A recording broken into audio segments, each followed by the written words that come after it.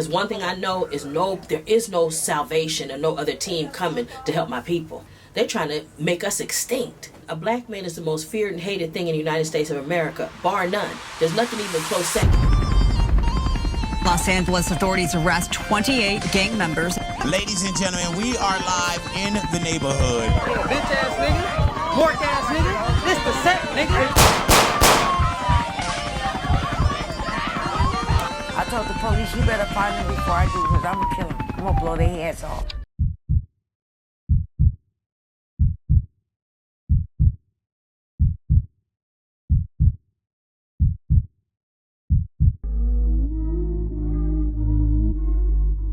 I know Cubone because he grew up in my neighborhood. My daddy was a businessman and Cubone was a young man, and my daddy took him in his wing and showed him the ropes a little bit. Cubone, you can say that name throughout South Central, Compton and Watts, and people gonna know who you're talking about. His brother is dead. He got shot. He was part of the truce. He was a hothead, but he loved family and togetherness. And he used to be sad about the things that he used to do.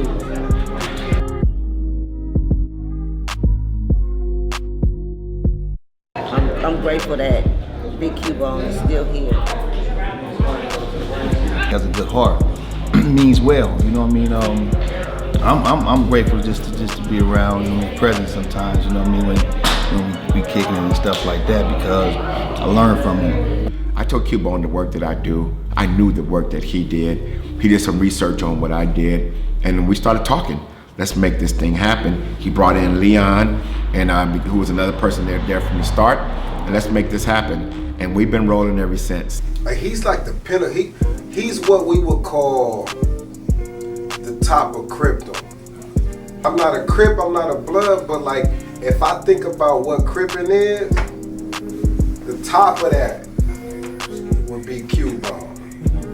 Cause ain't nobody gave him that professional platform yet, you know what I mean? He just Cubone. He Charles. You know, Charles is another Cubone and Charles, but Cubone give everything to everybody. Charles wonder why I don't got it. They came together at a shopping center at Western and Slauson, the heart of gang territory. Fittingly, a shopping center looted, torched, destroyed during the rioting.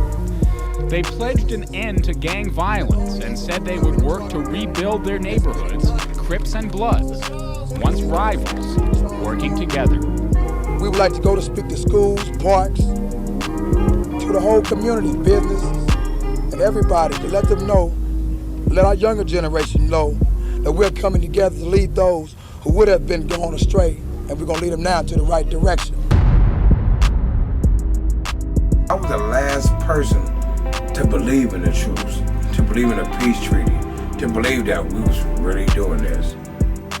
My sister came to me and said, the homies is over there, and they all over there, but they all about why you not there? Because certain gangs, the villains, basically was looking like, well, Bone ain't here, that ain't no truth. Because Bone's brother got killed by the villains, and you know, and if he ain't there ain't no truth to them. And the Pueblos felt the same way.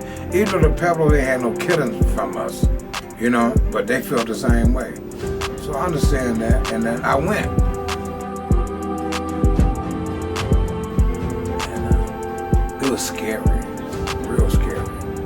Scary enough that I didn't believe it was true, and it was, and I accepted that. And from that day forward, we was hanging together, partying together in my own hood. The Pueblos come to my hood, the villains come to my hood. I told my mama I took KD from villains, and I took Count Lonely Man from Pueblo to my house. I told my mama, these are guys I was shot at the other day. These are guys I tried to kill about 10 years ago. Him right there. My mama said, for real? She said, wow, son, you know, let it go. I've been wanting to let it go. Because she was a gangbanger. Same way against the Pueblos then, you know. They fought though. So mom was like, wow, you did that. And we did that. The ignorance, I can't do it, man. I can't do it. You know, it's just God, you know. I can't do it. God has blessed me and adorned me, anointed me in the body of Christ to do this here, and I'm doing that. But it hurts. Like I can shed a tear right now on the homies that died in jail and doing time. They're gonna die, man. They're gonna die in there. Okay. All right, so first I'm gonna start off with your name. You can just look at me as we go on. First I'm gonna start off with your name. What's your name? My name is Nate. All right, Nate. All right, so tell me, how'd you meet Cubone? How did I meet Cubone? I would say it was through a brother of mine, Fred Benz. Yeah, from the Bay Area. Yeah, he linked us, me and Cubone, and we've been friends ever since. Yeah. How was the introduction? He's definitely a people person, problem solver, got a good heart, good friend of mine. I respect Cubone. Time going to LA, is it something that is this like a new experience that you witnessed when you seen these events and stuff like that? Oh yeah, it was definitely a new experience, yeah. How many years were you into banging before you start the Peace Treaty? Really all my life, man. I was born into this. I was born in 1964. My father and mother was from a gang in my neighborhood where I'm from now. Back then, it was called the Businessman's. And my mother helped start a gang called El Social Playgirl and the Pink Ladies. And that was in like 65 for the Watch Ride. So I was born in 64.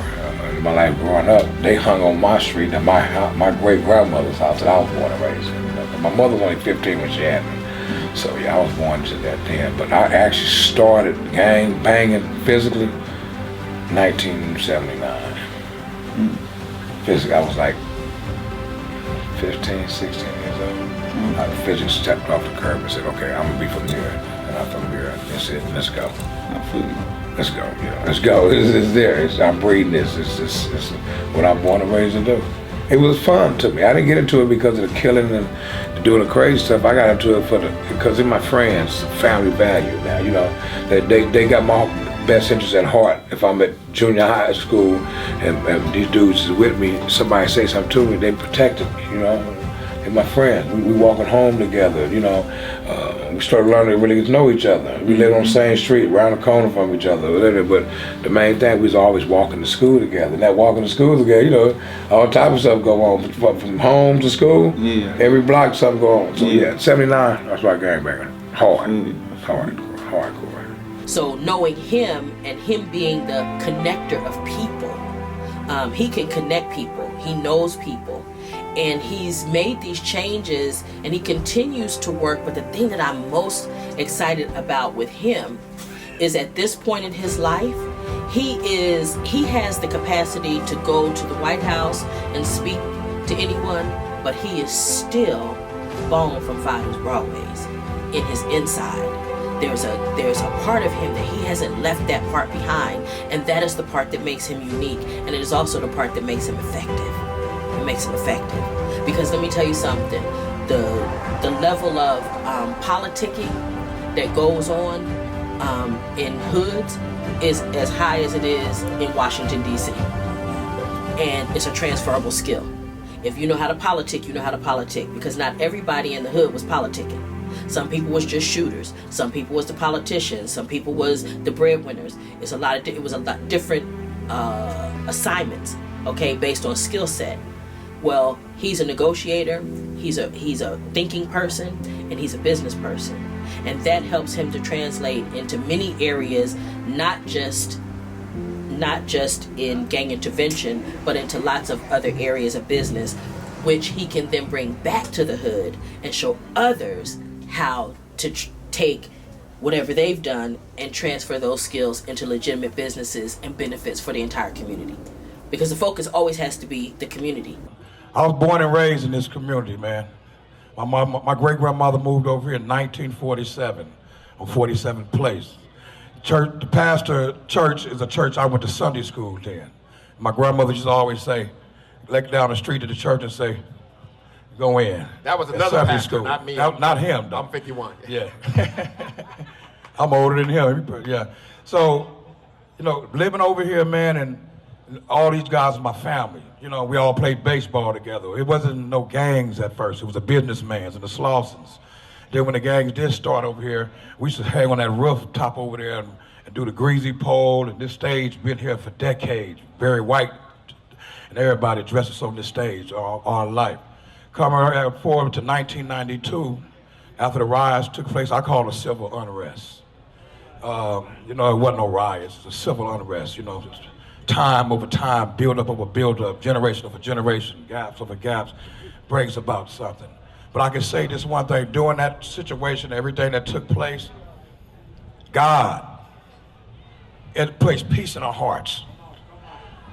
Even though they started and watched, but everybody has situations going on too, days before that, weeks before that, maybe months before that, you know what I'm saying? And we all was trying to work it out. But then during that situation, during that crisis, God put peace in each and every one of our hearts. Each and every one of you out there that during that moment, that time, God put peace in our hearts, and that enabled us to get together.